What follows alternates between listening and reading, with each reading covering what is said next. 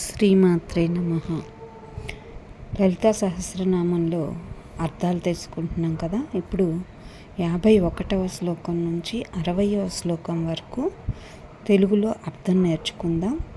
ఈ 51 నుంచి 60వ శ్లోకాల వరకు ఇక్కడ అమ్మవారు మనకి ఏం పోగొడుతుంది, ఏమి ఇస్తుంది, అమ్మవారికి ఉండే నామాలేంటి, అమ్మవారి తత్వం ఏంటి అనేటువంటి దాని గురించి ఇక్కడ వివరణ ఉంటుంది. 51వ శ్లోకంలోకి వెళదాం. దుష్టదూర దురాచార సమని దోషవర్జిత సర్వజ్ఞ సాంద్రకరుణ సమానాధిక వర్జిత. ఇక్కడ దోషాలను పోగొట్టేది, చెడు అలవాట్లు, చెడు ప్రవర్తన కలిగిన వారికి మనల్ని దూరంగా ఉంచేది, రాగద్వేషాది దోషాలు లేనటువంటిది, సమస్తము తెలిసినటువంటిది, గొప్ప దయగలిగినటువంటిది, ఘనమైన కరుణ కలది, తనతో సమానంగా ఉన్నవాళ్ళు కానీ తనకంటే అధికంగా ఉన్నవాళ్ళు కానీ లేనటువంటిది అమ్మవారు అని ఈ శ్లోకానికి అర్థం. ఇప్పుడు 52వ శ్లోకానికి వెళ్దాం. సర్వశక్తిమయి సర్వమంగళ సద్గతి ప్రద సర్వేశ్వరి సర్వమయి సర్వమంత్రస్వరూపిణి.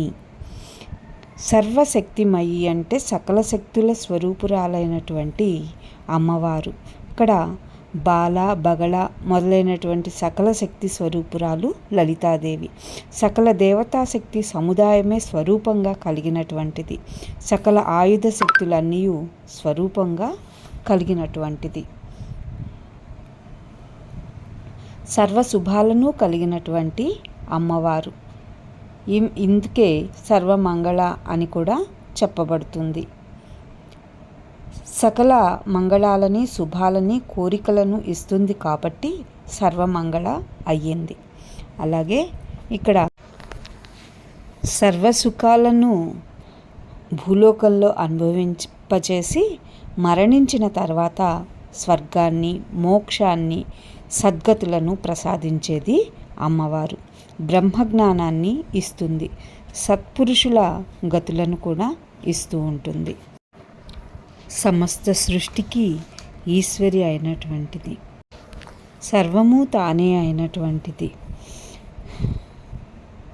మూల విద్య నుంచి పుట్టిన సప్తకోటి మహామంత్రాలకు మంత్రాద్వయము అని పేరు. ఇది విరాట్ రూపుడైనటువంటి పరమేశ్వరుని రక్తముగా చెప్పబడుతుంది. అంటే అమ్మవారు ఇక్కడ సకల తత్వస్వరూపురాలు అని వివరించబడింది. అలాగే అమ్మవారు సప్తకోటి మహామంత్రాలకి స్వరూపంగా కలిగినటువంటిది. అంటే సకల మంత్రాల స్వరూపము ఆవిడే అని చెప్పి ఇక్కడ వసిన్యాది వాగ్దేవతలు వివరిస్తున్నారు. శ్రీ విద్య పూర్వోత్తర భాగముల నుంచి అనేక మంత్రాలు పుట్టాయి అని చెప్పి సర్వమంత్రాత్మురాలు అని వర్ణించారు. ఇప్పుడు 53వ శ్లోకం తెలుసుకుందాం. సర్వయంత్రాత్మిక సర్వతంత్ర రూప మనోన్మణి మహేశ్వరి మహాదేవి మహాలక్ష్మీ మృడ ప్రియ.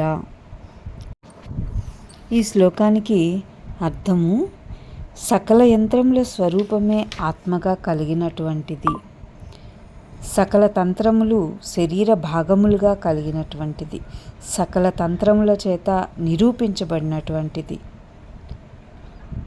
వామకేశ్వర తంత్రము మొదలగు వాటిలో అనేకమైనటువంటి తంత్రాలు ఉన్నాయి.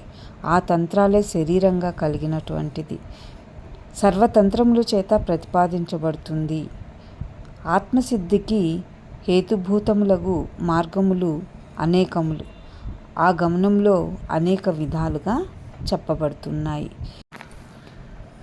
భ్రూమధ్యానికి పైన 8వ చక్రస్థానమైన బ్రహ్మరంధ్రానికి క్రింద ప్రదేశం ఉంటుంది. దానికే మనోన్మణి అని పేరు. మనస్సులను ఉత్కృష్ట జ్ఞానంతో కూడిన దాన్ని చేయుటానికి మనోన్మణి అని చెప్పబడుతుంది. యోగశాస్త్రంలో మనోన్మణి అనేది ఒక ముద్ర పేరుగా ఉంది. ఈ ముద్రకు రెప్పలు మూయటం తెరవటం అనేటువంటిది ఉండదు. ప్రాణాయామమందు రేచకము పూరకము అనేటువంటిది ఉండదు. ఓన్లీ కుంభకమందే ఉంటుంది. మహేశ్వరుని శక్తి స్వరూపురాలు, త్రిగుణాతీతుడగు మహేశ్వరుని శక్తి స్వరూపురాలు, పంచవింశతి వ్యూహములు గల మహేశ్వరుని భార్య, ఓంకారానికి అతీతమైన గొప్పదగు మహత్యం కలిగినటువంటి దేవి. ప్రత్యక్షాది ప్రమాణముల చేత ఈమె ఊహకు అందనటువంటి శరీరాన్ని కలిగి ఉంటుంది. శివుని అష్టమూర్తుల్లో చంద్రమూర్తి యగు మహాదేవుని భార్య. సాలగ్రామంలో గండకీ నదిలోని చక్రతీర్థాది అధిష్టాన దేవత. మహాలక్ష్మి అంటే పూజ్యురాలగు లక్ష్మి. కోల్హాపురంలో ఉండే మహాలక్ష్మి స్వరూపురాలు. పార్వతీ అంశతో ఉండే మహాలక్ష్మి. 13 సంవత్సరముల వయసు కలిగినటువంటి కన్య.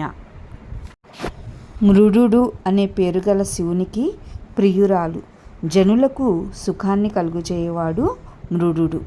ఇది ఈ శ్లోకానికి అర్థం.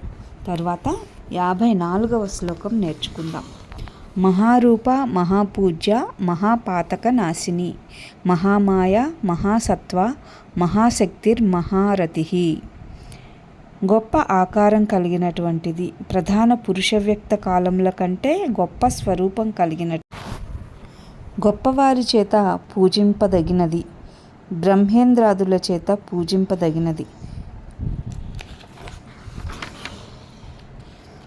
బ్రహ్మహత్యాది మహాపాపాలను పోగొట్టేటువంటిది, ఉపాసకులకు కలిగే పాపాన్ని పోగొట్టేటువంటిది, అందరికీ మోహాన్ని కలిగించేది, బ్రహ్మేంద్రాదులకు కూడా మోహాన్ని కలిగించి మిక్కిలి దయ చూపేటువంటిది,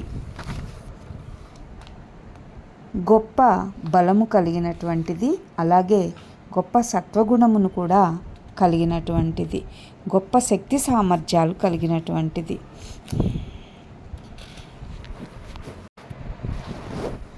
జ్ఞానులకు ఏమంటే చాలా ఇష్టం అధికంగా ఉంటుంది కాబట్టి ఈమె మహారథిగా చెప్పబడుతుంది. ఇది ఈ శ్లోకానికి అర్థం. 55వ శ్లోకం. మహాభోగ మహైశ్వర్య మహావీర్య మహాబల మహాబుద్ధిర్మహాసిద్ధిర్మహాయోగేశ్వరేశ్వరి.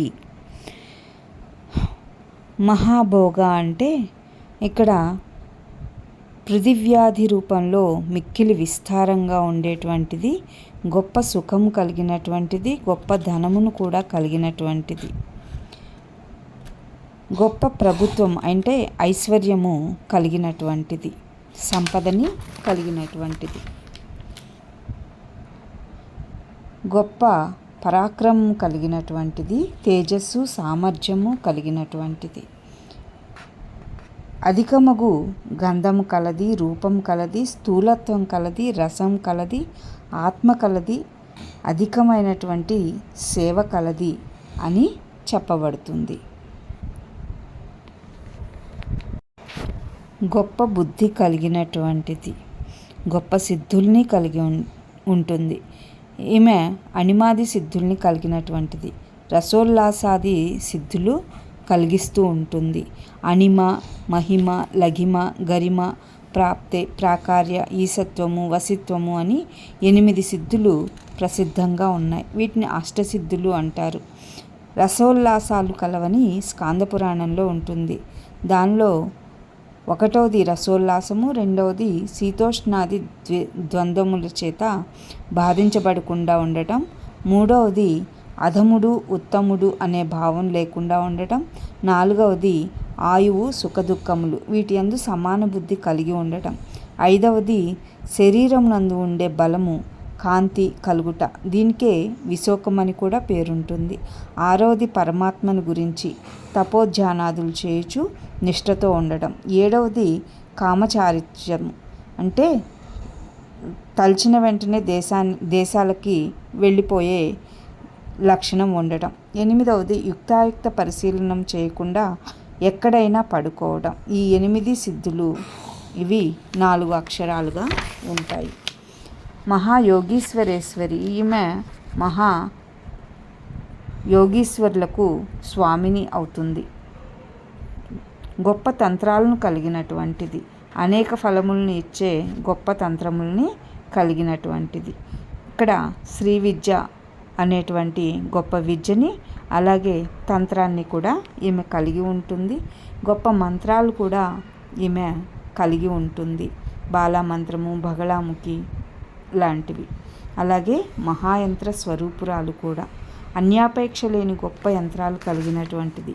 సర్వోత్తమైన స్వతంత్ర తంత్రంలో ప్రతిపాదించబడింది. సర్వోత్తమగు శ్రీ విద్యా స్వరూపిణి, సర్వోత్తమగు సిద్ధి వజ్రయంత్ర స్వరూపిణి. మహాసనాలో 36 ఆసనములు కలిగినటువంటిది.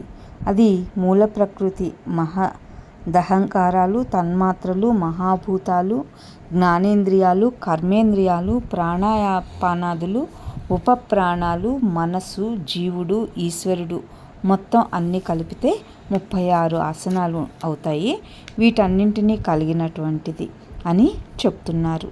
దేవి భాగవతంలో భగవతి ఆశ్రయించుకొని ఉంది 36 ఆసనాలను అని కూడా చెప్పబడింది. అలాగే మహాయాగ పరిపాటి చేత ఆరాధించదగినది. 64 యోగినుల యొక్క పూజతో కూడిన విధానమే చేత ఆరాధించదగినది. భావనోపనిషత్తు ఎందలి మహాయాగ విధానం చేత ఆరాధించబడినటువంటిది. బ్రహ్మాదుల వలె ఉండే మాతృకలు అష్టమాతృకలు. వీళ్ళలో ఒక్కొక్కరికి 8 మంది చొప్పున 64 యోగినులు ఉంటారు. ఇక్కడ వీరంతా కూడా పూజతో కూడిన దానికి మహాయాగము అని పేరు. మహాభైరవుని చేత పూజింపదగినటువంటిది. మహాశంభువుచే మహాయాగంలో ఆరాధించబడేటువంటిది. అంటే ఇక్కడ పద్మపురాణంలో శంకరుడు అక్షరమాల చేత్తో ధరించి న్యాసము చేత దేవిని పూజిస్తాడు. మంత్రశక్తి స్వరూపురాలు, మంగళప్రదురాలు అగు దేవిని పూజిస్తున్నాడు అని చెప్పబడింది. మహాశంభునాథుడు మహాయాగాన్ని చేసి దానిచేత చిదగ్నికుండం నుంచి లలితాదేవిని ఆవిర్భవింపచేశాడు అని లలితోపాఖ్యానమందు ప్రసిద్ధంగా కలదు. ఇదే ఈ శ్లోకానికి అర్థం. ఇప్పుడు 57వ శ్లోకానికి అర్థం చూద్దాం. మహేశ్వర మహాకల్ప మహాతాండవ సాక్షిణి మహాకామేశ మహిషి మహాత్రిపుర సుందరి. మహేశ్వర మహాకల్ప అంటే ఇక్కడ శంకరుని యొక్క మహాకల్ప అంటే ప్రళయకాలమందు చేయు తాండవానికి సాక్షిగా ఉన్నటువంటిది అని అర్థం. మహాప్రళయంలో శంకరుడు చేసిన నాట్యానికి ఈవిడ సాక్షిభూతురాలట. అలాగే పరమశివుడు అనే రాజుకి భార్యగా ఉంటుంది. మహిషి అంటే పట్టపు రాణి అని అర్థం. ఇక్కడ పట్టపు రాజు అంటే ఇక్కడ రాజు ఎవరు? శంకరుడు. కాబట్టి శంకరుని భార్య అయినటువంటి పార్వతీదేవే ఇక్కడ మహిషి అని చెప్పబడుతుంది. అలాగే త్రిపుర స్వరూపురాలైనటువంటి గొప్ప సుందరి. మాతృమానమేయముల యొక్క త్రిపురుల యొక్క తాదాత్మ్యం పొందిన రూపం కలిగినటువంటిది గొప్ప సుందరి. అంటే కొలుచువాడు, కొలత, కొలవబడినది, ఈ మూడింటిని పురులు అని పేరు. గొప్ప సుందరి కాబట్టి మహాత్రిపుర సుందరి అయ్యింది. ఇది ఈ శ్లోకానికి అర్థం. 58వ శ్లోకము. చతుష్టష్ట్యుపచారాఢ్య చతుష్టష్టి కళామయి మహాచతుష్టష్టి కోటి యోగిని గణసేవిత. ఇక్కడ 64 ఉపచారములతో ఒప్పినటువంటిది. అంటే 64 ఉపచారాలతో ధనవంతురాలుగా ఉన్నది, 64 ఉపచారములతో అభిన్నమైనటువంటి ధనశీల అయినటువంటిది. అంటే అన్నింటిలోనూ కళలు ఎన్ని అని చెప్తే 64 కళలు అంటారు కదా. ఈ 64 కళల్లోనూ ఆమె గొప్పదైనటువంటిదని ఇక్కడ చెప్తున్నారు. ఇందులో 8 ఉపచారాలు అధికంగా చెప్పబడ్డాయి. శివపాదమందలి పుష్పములను ధరించటము, దేవతా స్వరూపాన్ని ఆత్మలో ఆరోపించుకొనటము, పరివార దేవతలకు ఉద్వాసన చెప్పటము, గురువులను భక్తులను అర్చించటము, ఇలాంటివి 8 విషయాలు చెప్పబడ్డాయి. అలాగే ఇక్కడ 64 కళల స్వరూపంగా కలిగినటువంటిది అని కూడా చెప్తున్నారు. 64 తంత్రాలు ప్రధానంగా ఉన్నాయి. వీటినే ఇక్కడ చెప్తున్నారు. అలాగే మహాచతుష్టష్టి యోగిని గణసేవిత అంటే ఇక్కడ గొప్పవారైనటువంటి 64 కోట్ల యోగిని గణముల చేత సేవించబడేటువంటి లలితాదేవి అని వసిన్యాది వాగ్దేవతలు చెప్తున్నారు. అంటే త్రైలోక్య మోహనాది 9 చక్రముల్లోనూ ప్రతి చక్రమందు 64 కోట్ల చొప్పున వేరువేరుగా ఉండే యోగినుల చేత అమ్మవారు పూజించబడుతుంది అని చెప్తారు. ఇక్కడ బ్రాహ్మి, మాహేశ్వరి, చైవ, కౌమారి, వైష్ణవి ఇలాంటి పేర్లన్నీ ఉన్నాయి కదా. వీళ్ళకి ఒక్కొక్క శక్తికి 8 మందికి 60 అంటే 8 × 8 మొత్తం 64 మంది. ఈ 64 యోగిన్లు అని పేరు. ఈ ఒక్కొక్క వాళ్ళకి తిరిగి 1 కోటి మంది సేవకులుగా ఉంటారు. అంతా కలిపి 64 కోట్ల గణాలు ఉన్నాయి అని చెప్తున్నారన్నమాట. ఇది ఈ శ్లోకానికి అర్థం. ఇప్పుడు 59వ శ్లోకం నేర్చుకుందాం. మనువిద్య చంద్రవిద్య చంద్రమండల మధ్యగా చారురూప చారుహాస చారుచంద్ర కళాధర. ఇక్కడ మనువు ఉపాసించినటువంటి విద్యాస్వరూపురాలు, మనువిద్యాస్వరూపురాలు అయినటువంటి లలితాదేవి. ఇక్కడ మనువు, చంద్రుడు, కుబేరుడు, లోపాముద్ర, మన్మధుడు, అగస్యుడు, అగ్ని, సూర్యుడు, ఇంద్రుడు, స్కందుడు, శివుడు, దుర్వాసుడు ఈ 12 మంది ఇక్కడ దేవి ఉపాసకులు అన్నమాట. సో శ్రీ విద్య అనేది 12 విధాలుగా విస్తరించబడింది. వీళ్ళలో ఒక్కొక్క విద్యకి ఒక్కొక్క గురువుగా వీళ్ళని చెప్పబడుతూ ఉంటారనమాట. అలాగే చంద్ర విద్య చంద్రమండల మధ్యగా, ఇక్కడ చంద్రమండలంలో మధ్యలో ఉండేటువంటి అమ్మవారు అని అర్థం. అంటే ఇక్కడ శ్రీచక్రం మధ్యలో ఉండేటువంటిది అని కూడా అర్థం. మూలాధారం నుంచి బయలుదేరినటువంటి కుండలిని శక్తి సహస్రారంలో చంద్రమండలంలో భేదించుతుంది. కాబట్టి కుండలిని స్వరూపంగా అక్కడ ఉంది అని అర్థంగా ఇక్కడ చెప్పబడుతుంది. అలాగే అందమైనటువంటి నిగనిగ సుందరమైనటువంటి శరీర కాంతి విశేషంగా కలిగినటువంటి అమ్మవారు అందమైన ఆకారంలో ఉన్నారు. సుందరమైనటువంటి నిగనిగలాడే శరీర కాంతి కలిగి ఉన్నారు. అలాగే సుందరమైనటువంటి నవ్వుతున్నారు. మోక్షానందజనకమగు జ్ఞాన విశేష రూపమైన హాసనమును కలిగినటువంటిది.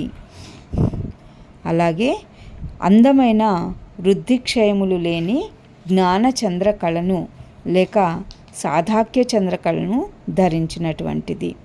ఇక్కడ వృద్ధిక్షయములు లేని చిద్రూప సాధాక్య చంద్రకళను ధరించినటువంటిది. కాశీరాజు కూతురగు కళకు శుభములు కలుగుటకు ఆధారభూతురాలు అయినటువంటిది. అంటే ఇక్కడ మనకి కాశీరాజు గారికి చంద్రకళ అనే ఒక కూతురు ఉందట.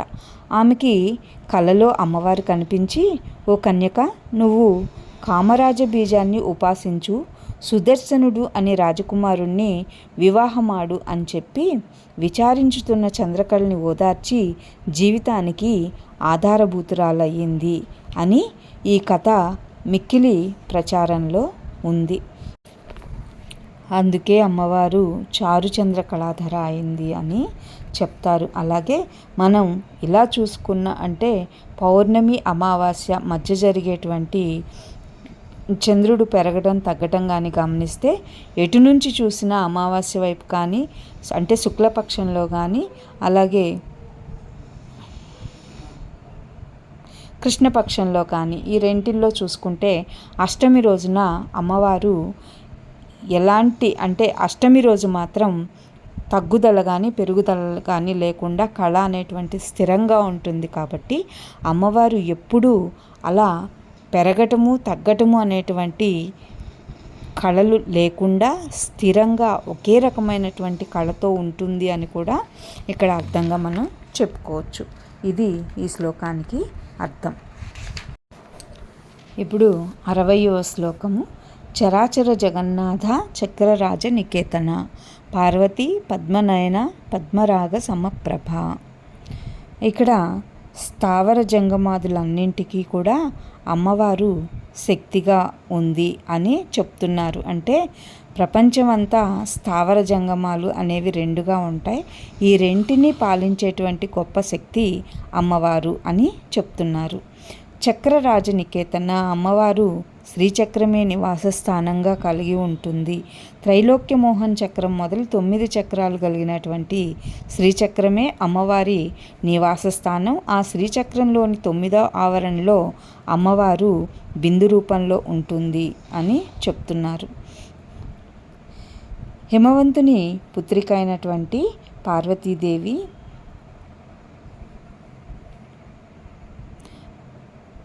పద్మాల వంటి కన్నులను కలిగినటువంటిది. పద్మరాగ మణులతోటి సమానమైనటువంటి కాంతి కలిగినటువంటిది అని చెప్తున్నారు. ఇది ఈ శ్లోకానికి అర్థం. ఇప్పటి వరకు 60 శ్లోకాలు నేర్చుకున్నాం కదా. మిగిలింది తర్వాత వీడియోలో చూద్దాం. నమస్తే.